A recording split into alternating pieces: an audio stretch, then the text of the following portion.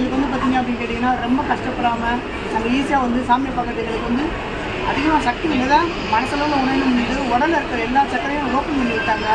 எங்களுக்கு வந்து பார்த்திங்கன்னா சக்கரங்கள்லாம் என்ன அதை வந்து எப்படி வந்து ஜோதிலிங்கத்தோடு கனெக்ட் பண்ணுது. அதுக்கப்புறமா வந்து பார்த்திங்கன்னா ரெண்டாவது வந்து இங்கே சோம்நாத் கூப்பிட்டு போகிறாங்க. சோம்நாத்லாம் நாங்கள் எதுவும் சாதாரணமாக நினச்சோம். ஆனால் அங்கே போனதுக்கப்புறம் தான் தெரியும் சந்திர பகவானுக்கு வந்து சாம இருக்குன்ற விஷயம் எல்லாருக்கும் தெரியும். அவங்க வந்து இங்கே வந்து பிரதிஷ்டை பண்ண விஷயம் யாருக்கும் தெரியாது. ஒருவேளை பிரதிஷ்டை பண்ண தெரிஞ்சிருக்கா அது ஒரு சக்தி இருக்குமா தெரியல.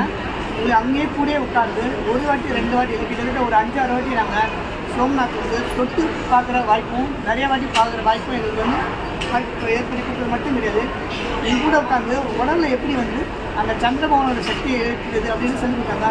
ஒவ்வொரு சக்கரங்களுக்கும் எங்களுக்கு தொட்டு அந்த இடத்துல வந்து பார்த்திங்க அப்படின்னு கேட்டிங்கன்னா சந்தனோட பீஜ மந்திரத்தை வாசி எப்படி சொல்லி கொடுத்து அன்னையிலேருந்து பார்த்தீங்கன்னா எங்களுக்கு கண்டிப்பாக வந்து ஒரு 21 நாளில் மிகப்பெரிய மாற்றம் வந்தது.